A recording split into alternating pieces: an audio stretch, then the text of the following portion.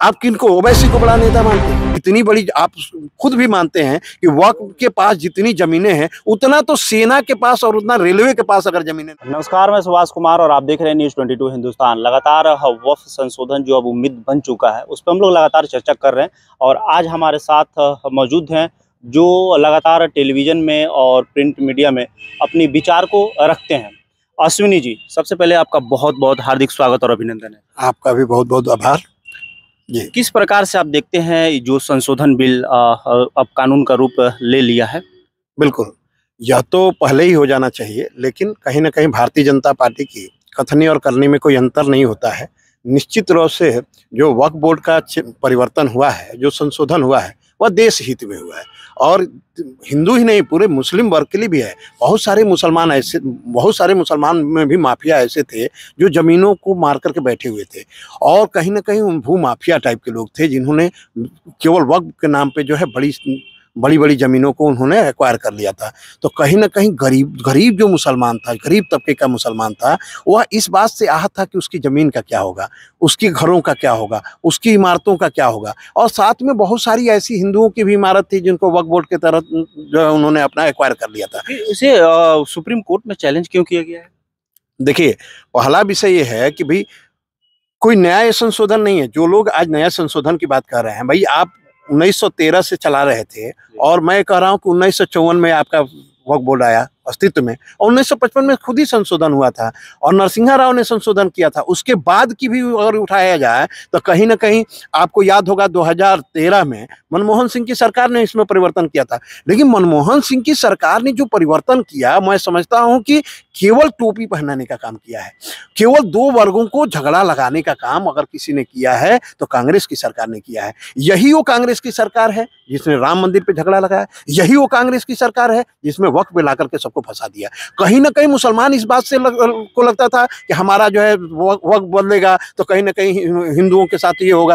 कहीं कुछ नहीं होगा। मैं तो दावे के साथ कह रहा हूँ कि आज वक्फ बोर्ड के द्वारा जो भी एक्वायर जमीनें हैं, आप उनके किरायों के बारे में सोचेंगे तो आज 200 रुपया किराया वक्फ बोर्ड की जमीनों पे मिल रहा है, जबकि उसका वास्तविक किराया 20,000 से ऊपर, 50,000 से ऊपर के किराए हैं। क्योंकि ये कहीं न कहीं भू माफिया जो है इसको अपने तरीके से वर्षों के गढ़ी चीजों को अपने तरीके से घुमा रहे हैं, गोल गोल कर रहे थे और उनको केवल अपनी जमीनों को एक्वायर करना था। उनको मुसलमानों के विकास से कोई लेना देना नहीं था। अरे मैं तो कहता हूं कि अगर आप इतनी बड़ी, आप खुद भी मानते हैं कि वक्फ के पास जितनी जमीनें हैं उतना तो सेना के पास और उतना रेलवे के पास अगर जमीनें नहीं है, तो अगर इतना है तो उनके पास मालकियत कितनी आई? उनकी आय भी तो आनी चाहिए, उनसे आमदनी भी तो होनी चाहिए। लेकिन आमदनी के नाम पे जीरो। अगर आमदनी हुई तो बता दी कोई मुसलमान कि उनके लिए क्यों नहीं विद्यालय खोले गए।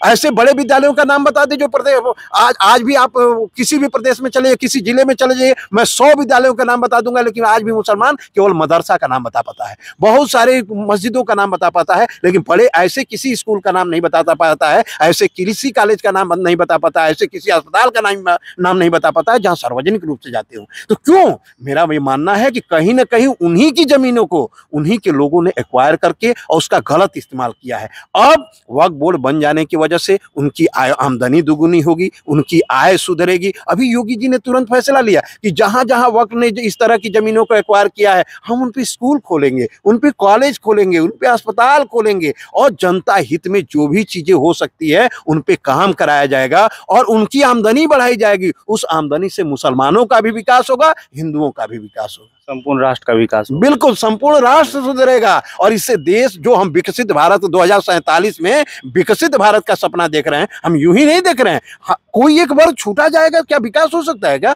मुझे लगता है कि अगर सभी मिलकर के ही सभी एक साथ आएंगे तभी विकास। और हमारी सरकार का तो कहना है सबका साथ, सबका विकास, सबका विश्वास। यदि सबके विश्वास के एक साथ जमेंगे तभी यह 2047 में विकसित भारत का सपना पूरा होगा। और हमारी भारतीय जनता पार्टी की ने जो सपना देखा है, जो सरकार ने तय किया है कि 2047 में भारत विकसित राष्ट्र बनेगा, उस मुहिम की यह सबसे बड़ी कील साबित होगी। प्रयागराज से खबर आ रही है कि कुछ युवा जो हैं वो मस्जिदों पे तो जो भी धार्मिक स्थान है मुस्लिमों को वहाँ पे चढ़ के जश्न मना रहे हैं। इसे क्या मतलब संदेश जा रहा है? मैं एक चीज बता दूं, देखिए कहीं ना कहीं जो विपक्ष है, विरोधी पार्टियां हैं, वो आहत हैं और नाना प्रकार के हथकंडे अपनाएंगी। मेरा यह सीधा सीधा मानना है कि जो लोग ये कर रहे हैं उनको कहां से ये चीजें मिल रही है। हमारी सरकार तो स्पष्ट शब्दों में कही कि वक्फ में परिवर्तन जो किए हैं उससे देश का विकास होगा, उससे मुसलमानों का भी विकास होगा, उनकी आय दुगनी की जाएगी, उनके लिए जो है विद्यालय खोले जाएंगे, स्कूल खोले जाएंगे, कॉलेज खोले जाएंगे, अस्पताल खोले जाएंगे और जमीनों की आय बढ़ाई जाएगी, जमीनों से किराए वसूले जाएंगे, उससे रेवेन्यू बढ़ा करके देश का विकास किया जाएगा। फिर इस तरह के अगर नौजवानों को कोई गुमराह कर रहा है तो मैं तो कहता हूं कि एक बार योगी सरकार को फिर से इन लोगों को चुनना चाहिए, इनके तह तक जाना चाहिए कि ये कौन लोग हैं जो इनको उकसा रहे हैं। मेरा मानना है कि उकसाने के पीछे भी कोई ना कोई राज है, ऐसे लोगों के ऊपर भी कार्रवाई होना चाहिए, क्योंकि आप जानते हैं कि इस तरह के जब भी फैसले हुए हैं कोई ना कोई मास्टरमाइंड इस देश में काम करने लगता है, क्योंकि जिसको लगता है कि हमसे मुस्लिम तुष्टीकरण का जो हमने सपना सोचा था वो तो सपना फीका पड़ गया, अब तो हम धराशायी हो गए और कहीं ना कहीं मुसलमान भी जो है भारतीय जनता पार्टी के साथ होने जा रहा है। जो गरीब तबका था, जिसका विकास रुक गया था, जो अवरोधक थे, कहीं ना कहीं उनको लगता था कि हम केवल अपनी ही जाति तक सीमित रह गए हैं, उनको लगता है कि अगर हमें विकास की मुहिम में आना है और 2047 के विकास में अगर हम भी भागीदारी बनेंगे, इस देश पे हमारा भी अधिकार है, तो हमें वक्फ बोर्ड के संशोधन को मानना चाहिए। अमित शाह जी ने स्पष्ट शब्दों में कहा कि कौन माइनॉरिटी की बात करते हैं। जो लोग कहते हैं कि माइनॉरिटी इसको नहीं मानेगी, देश की न्यायालय में, देश के, आप सोचिए कि देश के सर्वोच्च सदन में बैठ करके जो संविधान बनाए जाते हैं, जो कानून बनाए जाते हैं, उनका आप पालन नहीं कर पाएंगे। क्या आप इस देश के नागरिक नहीं है? इस देश के रहने वाले हर नागरिक को देश, जो हमारी संसद में न्याय व्यवस्था बनाई गई, जो कानून बनाया जा रहा है, उसका पालन करना ही होगा, चाहे वह कितना बड़ा भी क्यों ना हो, उसे कानून के अंदर रहना ही होगा। ये हमारी सरकार ने स्पष्ट शब्दों में कहा है। हमारे अमित शाह जी गृह मंत्री हैं, उन्होंने स्पष्ट संदेश दिया है कि कोई माइनॉरिटी की बात मत करिए। माइनॉरिटी की बात अगर होगी, अगर संविधान के साथ कोई खिलवाड़ करेगा या न्याय व्यवस्था के साथ खिलवाड़ किया रहेगा, तो वह कोई कितना बड़ा भी क्यों ना हो, उसे बख्शा नहीं जाएगा।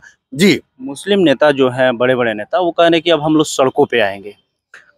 मैं, आप किनको ओवैसी को बड़ा नेता मानते हैं?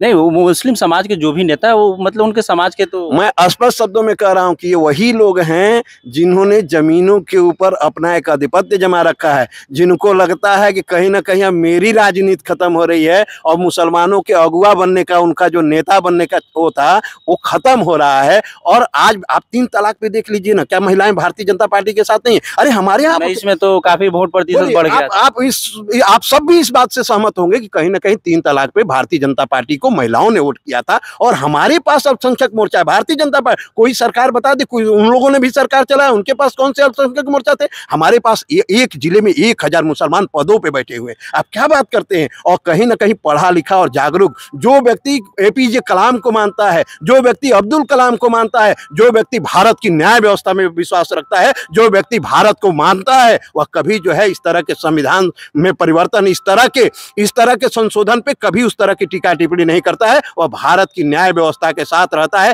भारत की संसद में बनाए गए कानून का मान्यता को मानता है और उसको पता है कि भारत के संसद में जो भी संविधान या जो भी संशोधन किए जाएंगे, जो न्याय व्यवस्था बनेगी, वो हमारे और आपके सबके विकास के लिए बनेगी, किसी एक व्यक्ति के विकास के लिए नहीं है। इसलिए मैं मानता हूं कि जो लोग इस तरह की बात करते हैं, यह वही लोग हैं जो मदरसों में आतंकवाद की कल्पना रखते हैं, जो मदरसों से अवैध असलहे बरामद करवाने का काम करते हैं।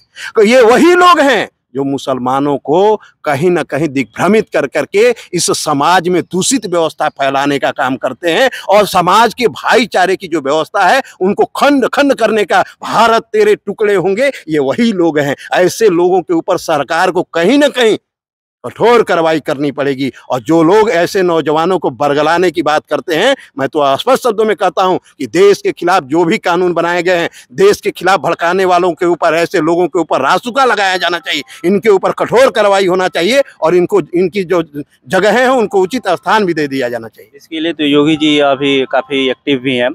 लास्ट में यही चाहूंगा कि आप जो मुस्लिम युवा हैं, जो भी मतलब कि इस आंदोलन को काफी लोग भ्रमित कर दे रहे हैं, उनके लिए आप क्या संदेश देना चाहेंगे?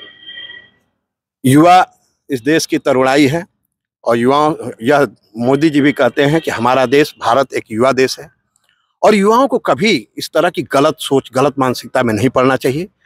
हम सब को यह ध्यान में रखना चाहिए कि भारतीय जनता पार्टी या इस देश की कोई भी सरकार, कभी जो लोग कलाम को मानते थे, वह एपीजे कलाम को, वह जो है वीर अब्दुल हमीद को भी मानते हैं। तो ऐसे लोग कतई आपके लिए गलत नहीं हो सकते हैं। नौजवानों को इन चीज़ों से सीख लेना चाहिए कि हम ही ने एपीजे कलाम साहब को राष्ट्रपति के लिए भारतीय जनता पार्टी ने पहली बार खुल करके मंच संभाला था कि एपीजे कलाम को राष्ट्रपति बनना चाहिए। इस तरह का भाव भारतीय जनता पार्टी अगर कर सकती है तो आपके लिए इस तरह का भाव क्यों रखेगी। मैं दावे के साथ कह रहा हूं कि भारतीय जनता पार्टी की कथनी और करनी में अंतर नहीं होता है। भारतीय जनता पार्टी पे नौजवान और खासतौर से मुस्लिम युवा विश्वास करें, पढ़े लिखे और अतीत में जाए। कहीं ना कहीं उनको विकास के लिए सारे रास्ते बनाए जा रहे हैं, उनके विकास के लिए भारतीय जनता पार्टी सोच रही है। और हमारी सरकार सबका साथ, सबका विकास और सबका विश्वास की बात करती है। हमारी सरकार युवाओं को समर्पित है, हमारी सरकार किसानों को समर्पित है, हमारी सरकार नौजवानों को समर्पित है, हमारी सरकार महिलाओं को समर्पित है। हम कभी किसी के साथ भेदभाव नहीं कर सकते। बहुत बहुत धन्यवाद कि आपने युवाओं का मार्गदर्शन किया। इस खबर पे आप अपनी राय कमेंट के माध्यम से हम तक पहुंचा सकते हैं। अगर कोई प्रश्न है तो भी आप कमेंट के माध्यम से पूछ सकते हैं। नमस्कार।